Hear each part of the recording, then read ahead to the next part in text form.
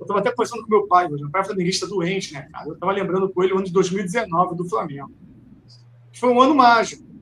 Mas se você pegar as contratações... Tu lembra que o Flamengo queria contratar para o ataque em 2019? Lembra qual era? Qual era a dupla de ataque que o Flamengo queria formar? Não.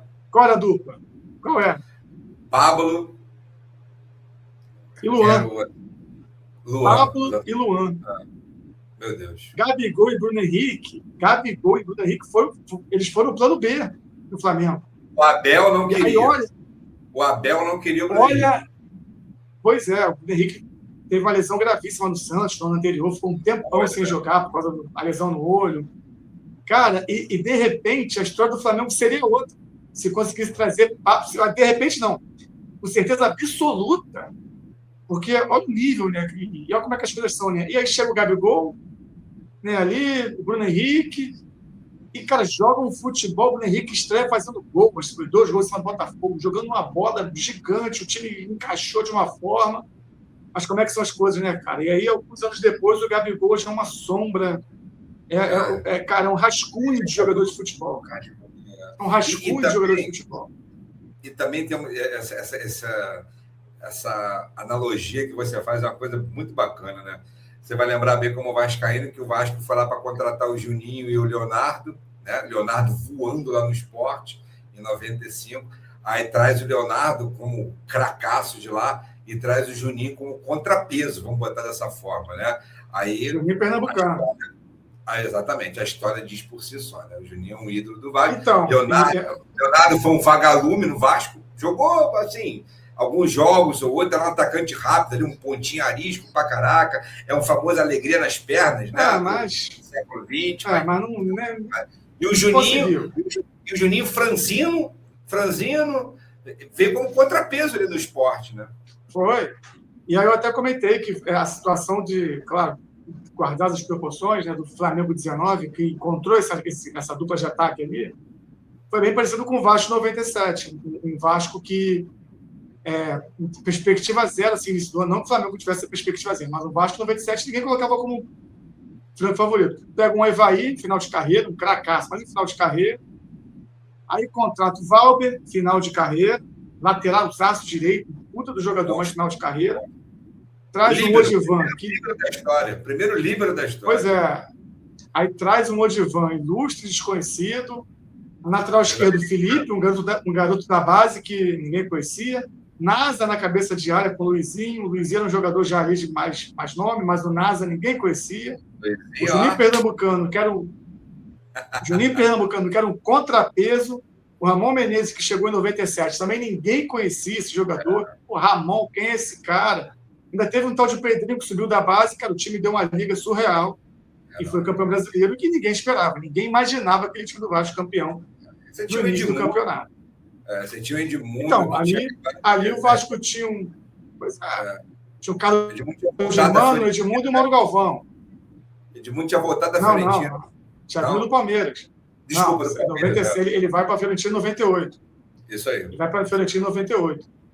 Foi. Mas, assim, são da casa do futebol. De repente, as coisas casam. O Santos, de 2004, de Robinho, Diego, Elano, Renato.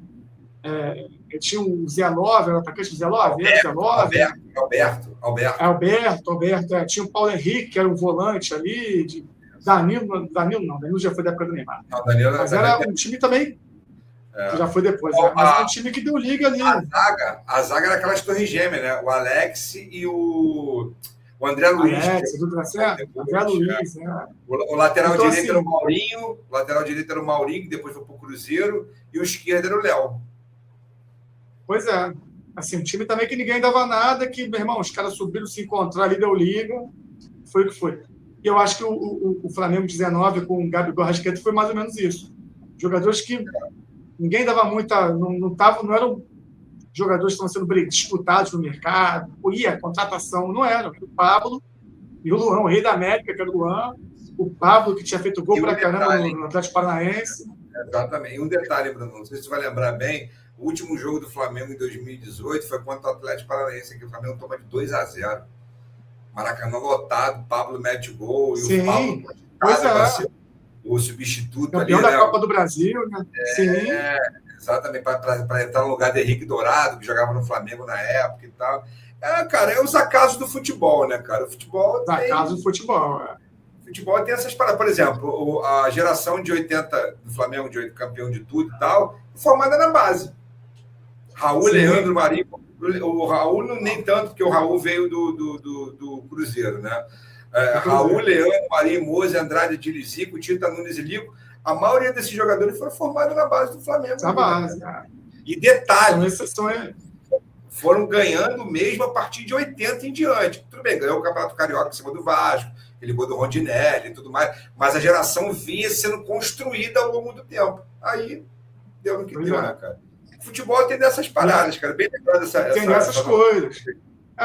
E o Gabigol ali, 19, 20, 21 até 22, esses 4 anos dele ali, né, um recorte maravilhoso dele. Se ele não tivesse esse recorte, ele estava ferrado na carreira.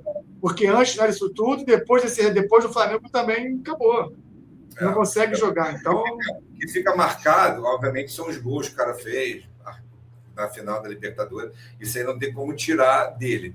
Mas o que me pega é o seguinte: o Bruno Henrique é subestimado nessa parada, porque o Bruno Henrique jogou pra cacete em 2019. Muita coisa.